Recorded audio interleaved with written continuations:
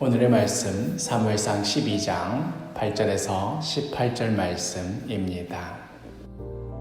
야곱이 애굽에 들어간 후 너희 조상들이 여호와께 부르짖음에 여호와께서 모세와 아론을 보내사 그 두 사람으로 너희 조상들을 애굽에서 인도해내어 이곳에 살게 하셨으나 그들이 그들의 하나님 여호와를 잊은지라.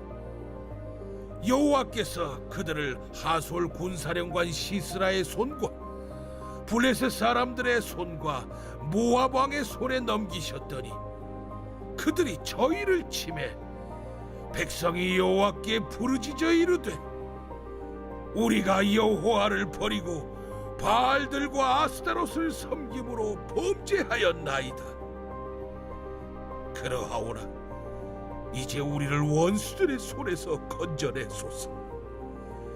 그리하시면 우리가 주를 섬기겠나이다 하매 여호와께서 여룻바알과 베단과 입다와 나 사무엘을 보내사 너희를 너희 사방 원수의 손에서 건져내사 너희에게 안전하게 살게 하셨거늘 너희가 암몬 자손의 왕 나하스가 너희를 치러 옴을 보고 너희의 하나님 여호와께서는 너희의 왕이 되심에도 불구하고 너희가 내게 이르기를 아니라 우리를 다스릴 왕이 있어야 하겠다 하였도다. 이제 너희가 구한 왕, 너희가 택한 왕을 보라. 여호와께서 너희 위에 왕을 세우셨느니라. 너희가 만일 여호와를 경외하여 그를 섬기며 그의 목소리를 듣고 여호와의 명령을 거역하지 아니하며 또 너희와 너희를 다스리는 왕이 너희의 하나님 여호와를 따르면 좋겠지만 너희가 만일 여호와의 목소리를 듣지 아니하고 여호와의 명령을 거역하면 여호와의 손이 너희의 조상들을 치신 것 같이 너희를 치실 것이라. 너희는 이제 가만히 서서 여호와께서 너희 목전에서 행하시는 이 큰 일을 보라. 오늘은 밀베는 때가 아니냐. 내가 여호와께 아뢰리니 여호와께서 우레와 비를 보내사 너희가 왕을 구하니 곧 여호와의 목전에서 범한 죄악이 큼을 너희에게 밝히 알게 하시리라. 이에 사무엘이 여호와께 아뢰매 여호와께서 그날에 우레와 비를 보내시니 모든 백성이 여호와와 사무엘을 크게 두려워하니라. 오늘의 본문은 지난 주일 설교 본문과 어느 정도 일치하지요. 주일 설교의 시간에도 말씀드렸듯이 지금 이스라엘은 무척이나 들떠있는 상황입니다. 사울 왕의 지도력 아래 이스라엘이 단합하여서 암몬 왕 나하스를 무찔렀습니다. 이제 왕과 함께라면 우리 이스라엘도 다른 나라들처럼 무엇이든 할 수 있다. 이제 우리는 자신 있다. 이런 분위기로 흥분 상태였지요. 이런 상황 가운데 사무엘이 말 한마디만 더 얹어주었더라면 마치 불 위에 기름을 끼얹듯 이스라엘은 투지와 용기로 불타올랐을 것입니다. 자, 이제 우리가 이 위대한 사울 왕과 함께 찬란한 미래를 열어가자.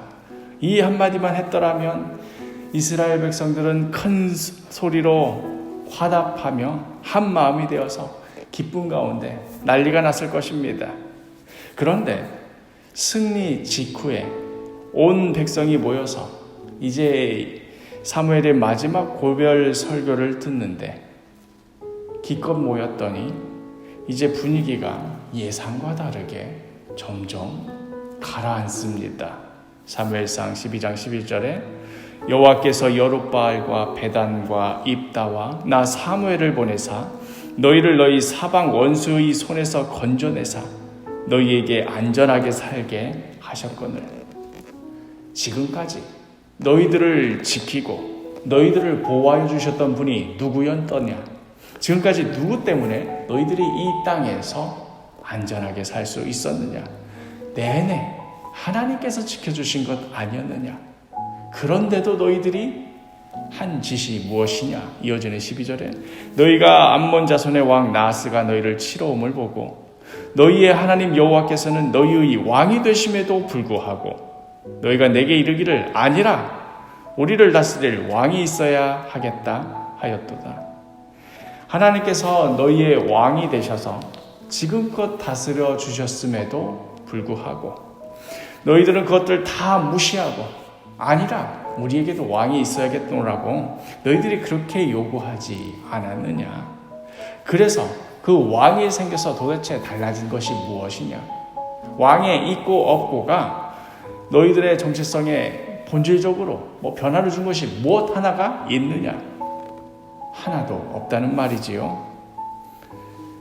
그래도 사울 왕이 있어서 이렇게 승리하게 되었으니 얼마나 기쁜지 모르겠다. 이런 말 한마디라도 좀 붙여줬더라면 얼마나 좋았겠습니까? 그러나 사무엘은 매정하다 싶을 정도로 왕의 존재감에 대하여 전혀 인정해주지도 않을 뿐더러 그에 따른 승리에 대한 어떤 언급도 해주지 않습니다. 왕이 있든 없든 이스라엘의 정체성은 여전히 동일했습니다. 젖과 꿀이 흐르는 이 땅 한복판에서 하나님의 말씀대로 순종하며 사는 것, 그리하여 그 땅 가운데 하나님의 통치하심이 드러나게 되며 그 땅 가운데서 거룩한 나라로 제사장 백성으로 살아가는 것, 그 옛날 모세를 통해서 말씀하여 주셨던 그 말씀 그대로 사무엘은 계속해서 전합니다. 굳이 달라진 것 하나 있다면 왕의 존재 하나가 더 추가되어서 그 왕 역시도 그렇게 하나님 말씀에 순종하며 살아야 된다 하는 것뿐입니다. 여기까지만 하더라도 이 정도만 해도 사실 이스라엘 백성으로서는 마음이 꽤나 상했겠지요.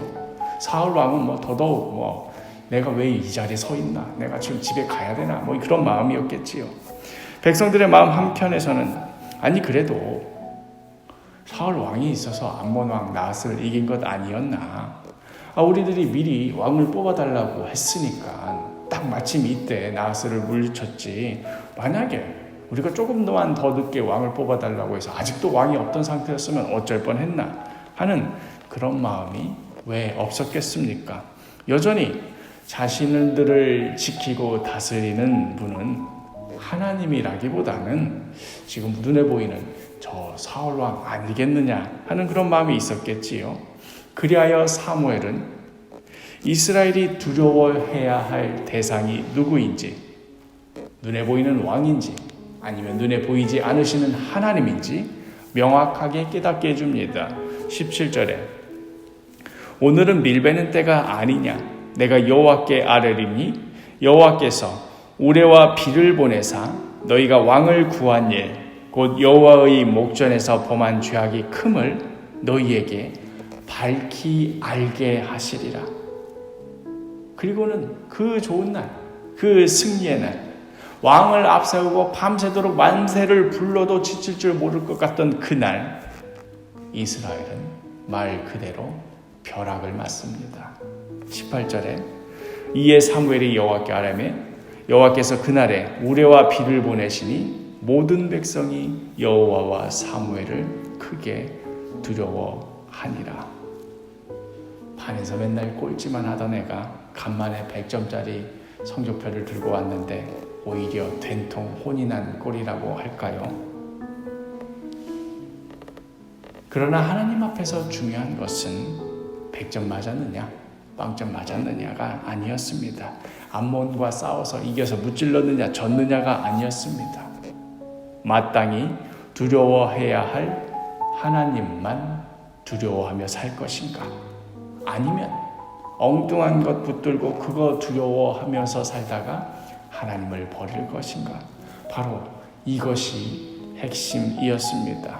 비록 그 우레와 비 때문에 그 한 해 농사 다 망쳤지만 그럼에도 정말로 중요한 것 잊지 않도록 하기 위하여서 하나님께서는 우레와 비를 내리신 것이지요. 하나님께서 이스라엘을 두렵게 하시는 이유는 그들로 하여금 진짜로 두려워해야 할 존재가 누구인지를 분명히 가르쳐 주시기를 원하셨기 때문입니다.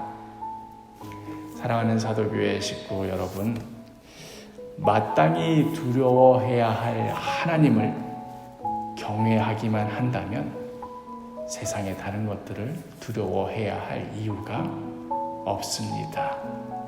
그걸 잊는다면